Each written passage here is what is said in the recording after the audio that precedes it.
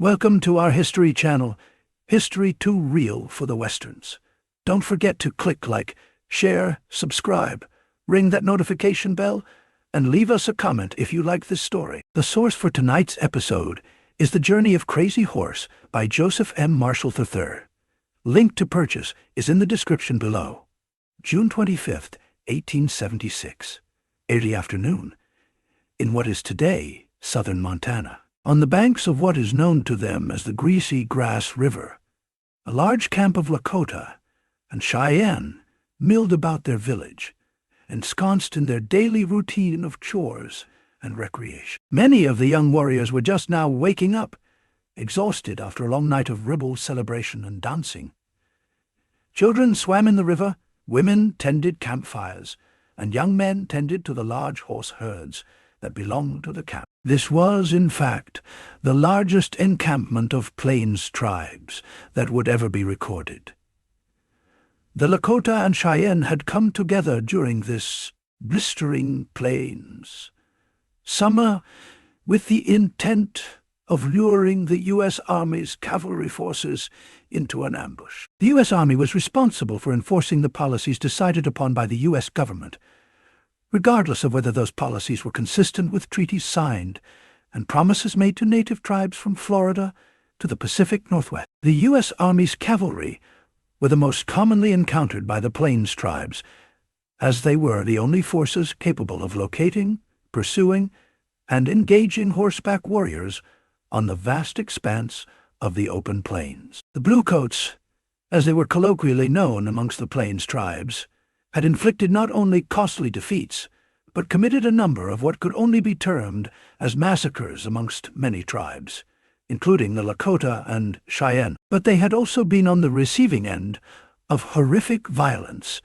that had at times rivaled or surpassed the ferocity that many of these soldiers had experienced during the Civil War. They were commanded by men who had cut their teeth in some of the Civil War's most ferocious battles, men like Captain Frederick Benteen, Major Marcus Reno, and General George Armstrong Custer. Most of the men, though, were relative neophytes to Plains warfare, and many of them were relatively recent immigrants who now found themselves fighting for their lives in austere outposts against an enemy who often appeared out of nowhere, killed with extreme prejudice, mutilated the dead in horribly macabre ways, and disappeared just as quickly.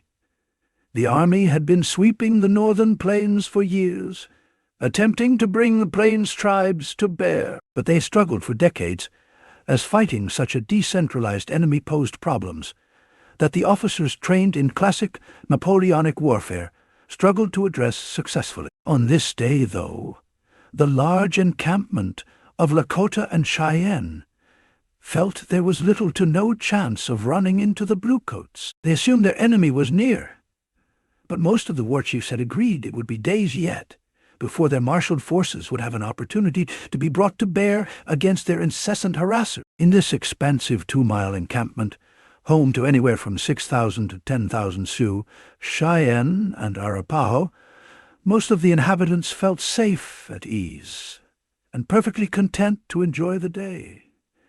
But one among them sat pensively in his lodge. He had a bad feeling. He had hardly slept the night before, as he had been convinced that a morning attack from the cavalry was imminent. The light of dawn had proven his prophecy not wholly correct, but he still had a feeling that something was not right, that the Bluecoats were not, in fact, that far away at all. He had grown up the product of an interband relationship, his father being an Oglala and his mother being from the Minneconjou band.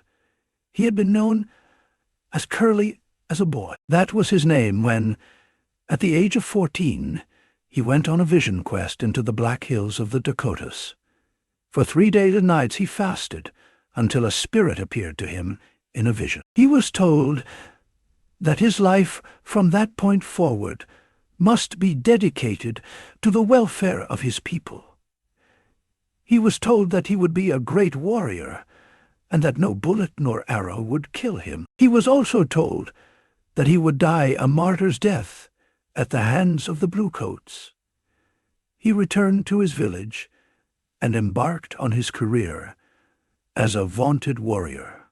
That, though, had been many years ago. Though he was now married, his face was scarred from the bullet that had torn into it years earlier, when the jealous husband of Black Buffalo Woman had discovered them after they had eloped from the village. She was the true love of his life, and though they had been forced apart, the scar was a constant reminder of a love lost. In the interim between this summer day in 1876 and his vision quest some 2 decades earlier, the young warrior had built himself into a venerable fighter, and then into a trusted leader. Though his personal indiscretions with married women had cost him the title of chief, this seemed a matter of mere formality.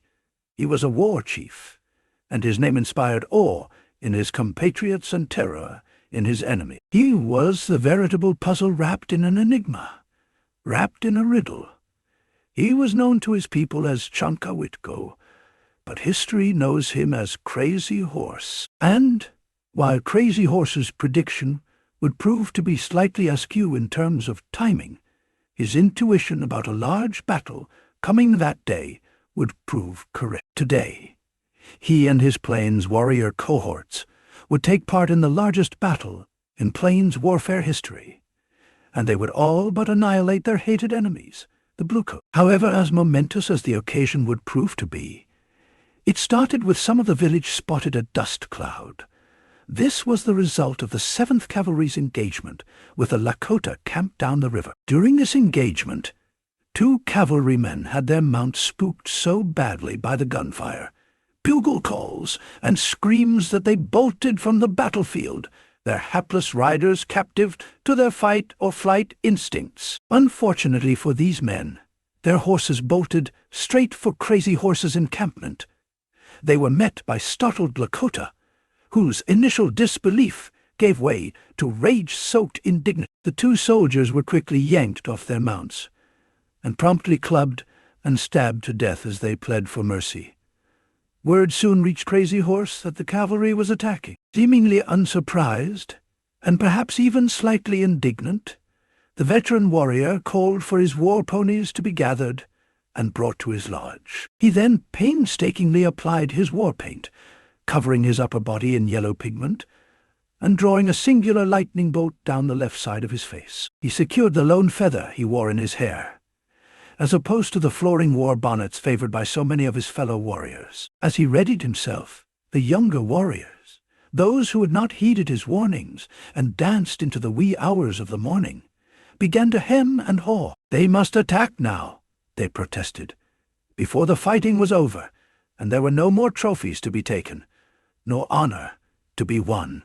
But Crazy Horse remained unmoved.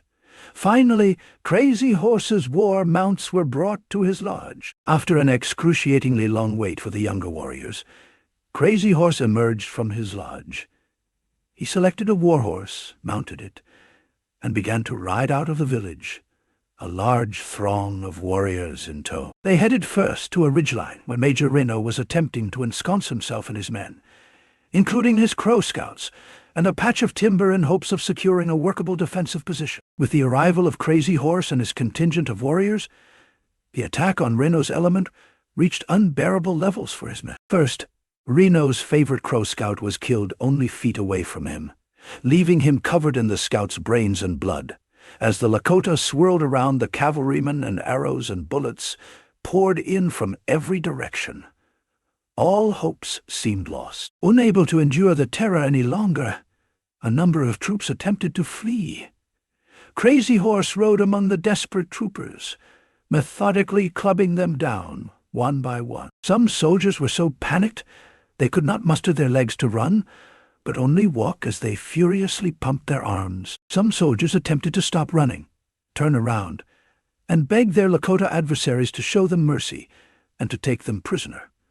All were promptly brained by war clubs or cut down in a hail of bullets and arrows. Reno and a number of his command would survive, but only due to Custer and his isolated contingent of men presenting a more enticing target and a more immediate threat. Custer had become desperate in the relentless onslaught that was being brought to bear by a native force the size of which he had never imagined. Now, with all hope fading, Custer was making a mad dash towards the heart of the main village in an attempt to sweep through it and apprehend as many women and children as possible, to hold as prisoners and hopefully to barter their peaceable retreat. This was not as crazy an idea as it may sound to modern ears, as this was a relatively common practice on the plains. However, Custer and his men would never make it to the village. Now, they were stuck fighting on a small hill, in a desperate roving retreat, and Crazy Horse was on his way. Upon arriving at the scene, Crazy Horse observed the field and consulted with his fellow warriors, all while coolly firing off his rifle and killing as many soldiers as possible from atop a small hill. Then, he and his men attacked the right flank of Custer's men, splitting what was left of the small remnant force into two even smaller elements. As the fighting continued, Crazy Horse rode between the two elements of soldiers, blowing his piercingly haunting eagle-bone flute and shouting orders. Despite this nearly suicidal behavior, he remained untouched. By this time, the din of battle had shaken even the 7th Cavalry's war horses. Those that had not been cut down by enemy fire were simply let go, as all the survivors left threw themselves down belly first into the grass in an attempt to minimize themselves as targets. This desperate situation lasted only briefly, however, until the air was pierced again by a loud war whistle. This was the signal for the Lakota to mount a massive general charge to finish off Custer and those under his command who remained alive, including Custer's 2 brothers and his teenage nephew. Thousands of warriors swarmed the hill. Custer and his men fired an initial volley that momentarily stalled the attack, but within seconds it had reconvened and swarmed in amongst the cavalrymen, cutting as many down as they could as some attempted to flee southward. All was summarily cut down within minutes. By the end of the day, every one of the 210 men under Custer's command would lie dead on that hill, near the banks of the greasy grass. But of course, today we know that river as the Little Bighorn, and the battle that took place there as one of the most seminal moments in American history. And while it was also a seminal moment in Northern Plains tribal history, as it ultimately marked the beginning of the end for their way of life. The U.S. Army, they knew, would be back and would seek vengeance for what had happened there. But for now, there was a great victory to celebrate. The next day, Crazy Horse would be named Commander-in-Chief of the joint forces comprised of the Sioux, Cheyenne, and Arapaho. His legend was solidified, but his prophecy only partially complete. A little over a year later, Crazy Horse would meet his martyr's fate, stabbed in the back by duplicitous soldiers in Fort Robinson, Nebraska. But that, like the plethora of other personal stories and accounts from the Battle of the Little Bighorn, is another story for another time. But what do you think? Was Crazy Horse fighting a doomed fight, or was there a way for he and his people to ultimately win? What could Custer have done differently? What would you have done if put in either man's position? Let us know in the comments below. Thank you for joining us on this episode. Don't forget to click like, share, and subscribe. And we'll see you next time on History at the OK Corral. History too real for the Westerns.